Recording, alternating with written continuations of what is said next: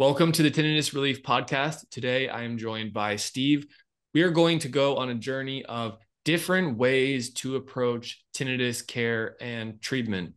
Steve had tried a specific kind of clinical trial that was putting a drug inside of the ear canal. He also tried some other methods that Treble Health, our telehealth practice, had helped him with. So we're going to discuss Steve's journey and how he found relief. His most recent tinnitus score, measured by the Tinnitus Functional Index, was within the mild range. So went from more bothersome tinnitus all the way down to mild tinnitus, which we would describe as a success because millions of people are living with mild tinnitus, including myself.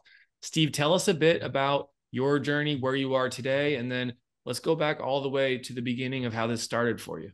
Tinnitus started for me on September 26, 2021. So I was at a sporting clay event, which is like trap shooting. So it's using a shotgun to shoot sporting clays, and was wearing hearing protection, full hearing protection throughout the event.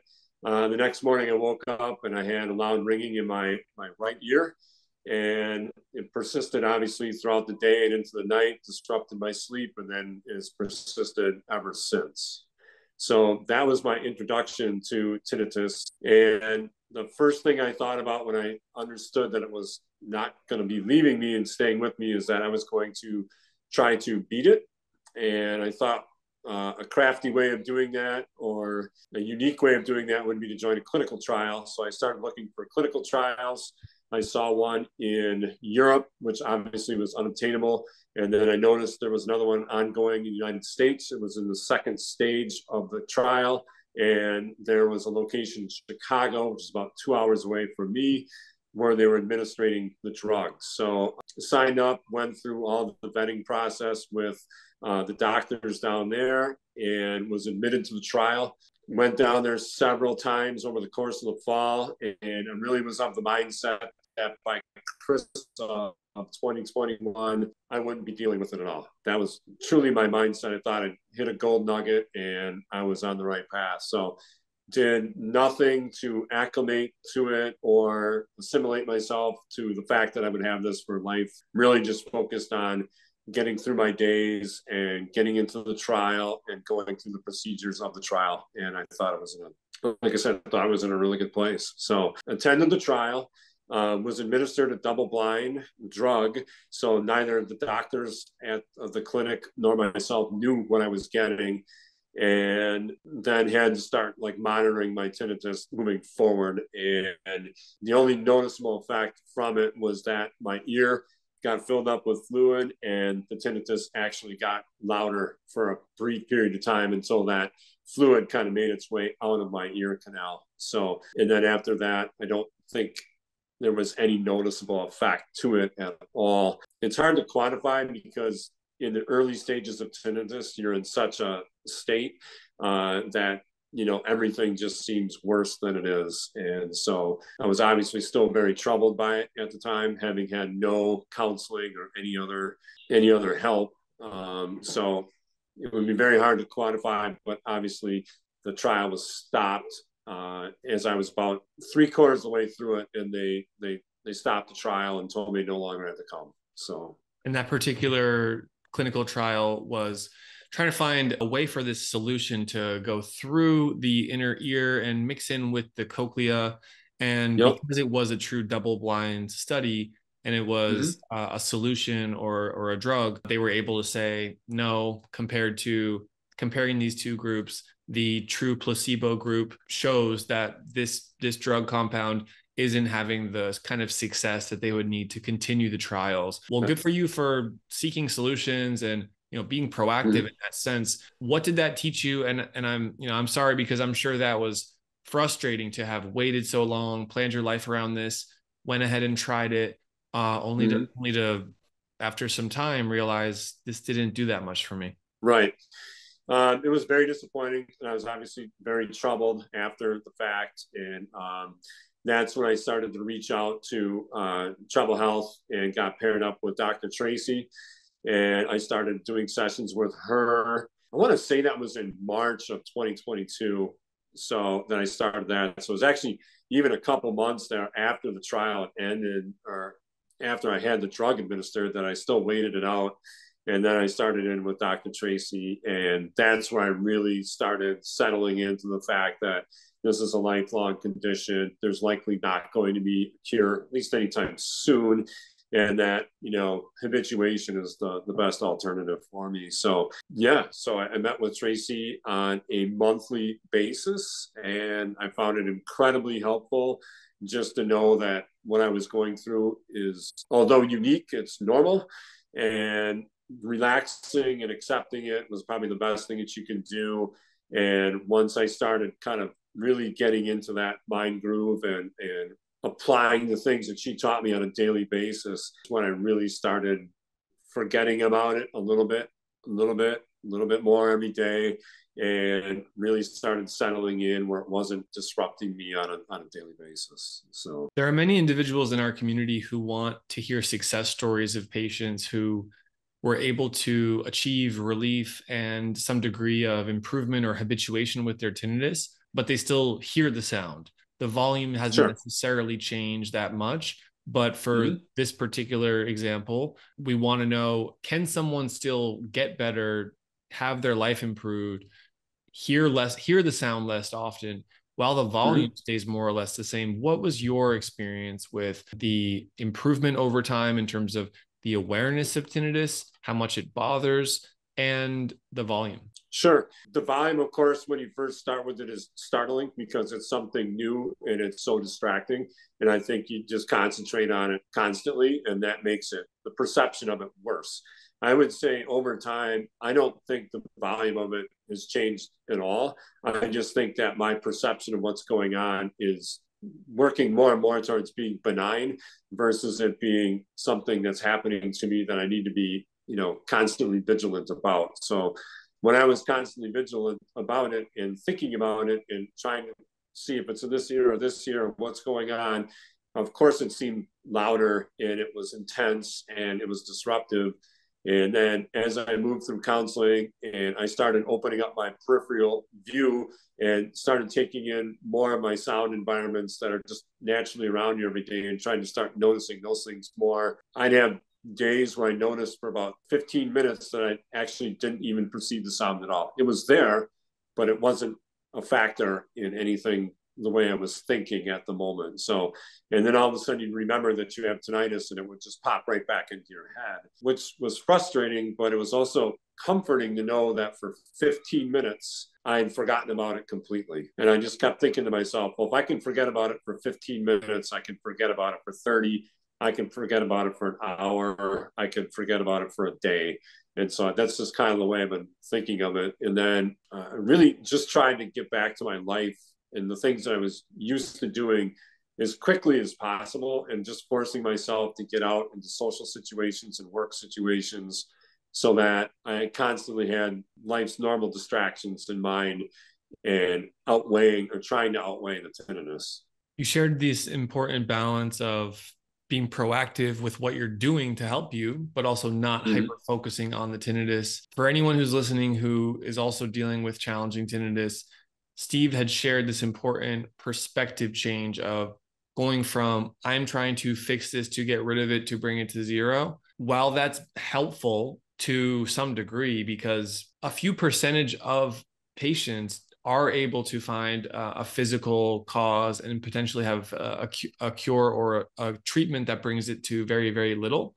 But most of us are dealing with the margins in between of marginal improvement or 50% better or things like this. And that's where a lot of the opportunity lies. I'm not here to say that every person's going to go through your exact experience, because for some people, it takes longer time for these things to shift.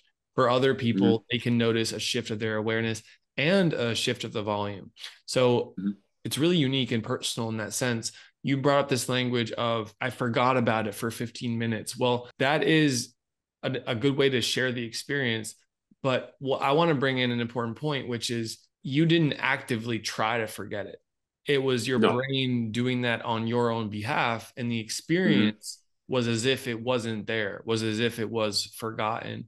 And that is an example of what we call habituation. This is a mental process that can take place. The same process takes place with me not being aware of clothes on my skin or glasses touching my nose or the sound of my breathing or the beat of my heart. The brain can learn to habituate or reduce the perception of these benign, non-threatening, understood sensations over time. And that's what you were experiencing when you're noticing, oh, I forgot about it. Correct. Yeah. Yeah. One of the most memorable moments I had is I went snowboarding with a good friend of mine, and we were out on the slopes for 2 or 3 hours. And at the end of the session, and we decided to head back in, I noticed that, going back to my childhood, these sounds that you hear that you're used to hearing while snowboarding, that was what was flooding my mind the entire time we were there. And I literally kind of just forgot about the tinnitus for over 2 or 3 hours. And that was just one of those really benchmark moments in my progress. I'm like, wow, like I can do this. I can forget about it for long periods of time. And that was just, a good feeling, A, to get out and be social, and B, to just have the experience of, I knew it was there. It didn't go away. It's a distinctive noise, but I really hadn't thought about it. I was taking in all the sounds of the chairlifts and the people on snow and the sound of the snowboard cutting through the snow, and all those sounds just kind of wiped it out for a little while. So that was like I said, that was a big watershed moment for me. That another one that, you can get used to this and you can forget about it for long periods of time. So, yeah. Steve, tell us about those tools that you did learn from Dr. Tracy at Treble Health. You had worked with us for a series of ongoing appointments. We do offer those appointments. We also offer different devices or sound therapy technologies. What were the tools that you found helpful that helped you promote this mental process, this brain process of tinnitus relief, of habituation? Sure. So I did 2 separate sessions, so to speak, with Tracy, Dr. Tracy. And the first one was from March until about October of 2022. And at that point, we kind of thought that maybe I'd kind of gotten to a point where I could keep going on my own. And so we kind of graduated at that point. And up until then, we were just working on CBT, all things about mindset, sleep, anything that she could offer as far as sleep, which was big for me because that's where I had the most problems with it, was at night. And so we just concentrated on those. And some of the mindset techniques that she gave to me were very helpful. There's definitely periods where you're feeling very down and very frustrated with it. And it was very helpful just to do a quick reset on the thinking and use some of the techniques that Tracy taught me. And that would get you through the day. I mean, it's amazing how just reframing the way that you think about it, even when it's very troubling. For me, I have variable tinnitus, so it changes often. So for me, I would just say, I bet in an hour it'll be different. It usually was. Whether the tinnitus was different or my perception of it was different, I could get myself out of those holes where you're just struggling mentally. So that was very important. And then the sleep, she gave me some techniques on sleep too that I implemented. And that was a little hit or miss, but it was something I had to put into practice and really believe that I could do. And it took a little while longer, comfortable with it at night than it did during the day, but we got there. And then I think we did the graduation and said we were good, but then I kind of relapsed. I think life just got stressful. I don't think I put as many things into practice as I should have. And I came back and I did the sound generators. So I did one of your deals where I bought those and did 5 more sessions with Tracy on a monthly basis. So 5 more months of that.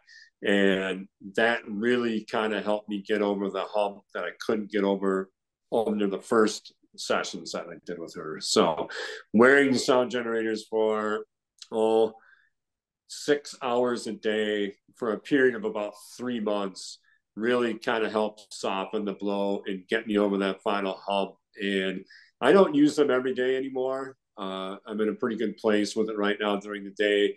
And I have used them at night periodically as needed if I have difficulty falling off to sleep. But other than that, I'm feeling pretty good about it right now.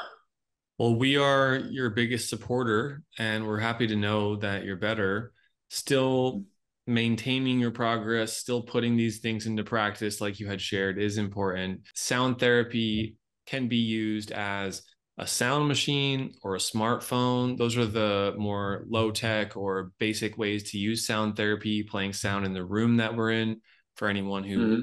wanted to learn about the sound generators, those are also called tinnitus maskers. If someone has some Mm-hmm. degree of hearing loss, then those tinnitus maskers can also be programmed as hearing aids for tinnitus.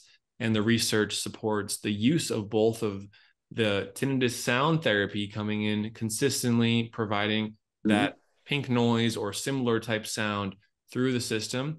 And then additionally, turning on some hearing aid features can only help tinnitus treatment further. Wanted to explain that for anyone who was wondering, what does Steve mean by those sound generators? Because Mm-hmm. sometimes we use different language and different words, Yeah. but really it's a form of sound therapy treatment that's used on the ears that we work with at Treble Health, that tinnitus specialized audiologists use.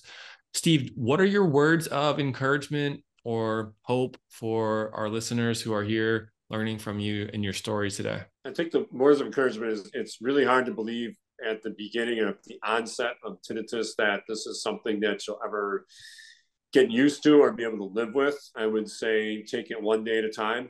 I would say getting counseling was probably the best thing that I did, just to be able to talk to somebody on a monthly basis that is familiar with it, because not that many people are.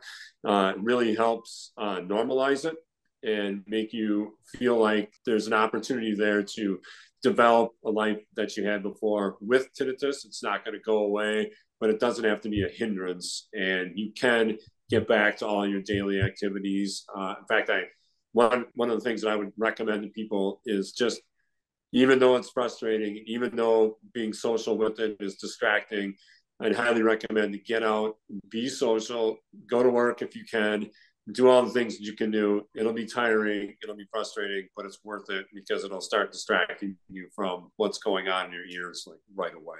So I found it helpful at any rate to get out there and just keep doing things. So as frustrating as it was, you feel like you're the only one in the room that's going through this, and you might, maybe likely are, but the bigger point is that you're out there doing it and you can do it. So I wouldn't say I'm 100% habituated, but 18 months later, I mean, I would not want to be back in the position I was in when I started. I'm way better, I'm way healthier, both mentally and physically. So you can do it, you can get there, and it will happen.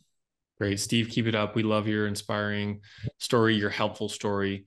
And for anyone who's watching here on YouTube, please comment helpful if Steve's story helped you put things together, hear a different perspective, hear one person's tinnitus journey. Remember that there's many factors that go into what is the cause of your tinnitus, what solutions are available for you. Please do get help. Treble Health is one way. There's other ways to get help for tinnitus. Please do consider that if you're in need. Steve, thank you so much. And I hope to check in soon and potentially have you back another time where you can share what it's like to be 6 months or 1 year later on in your journey. Thank you so much. Yeah, not a problem. Thank you. Appreciate the opportunity.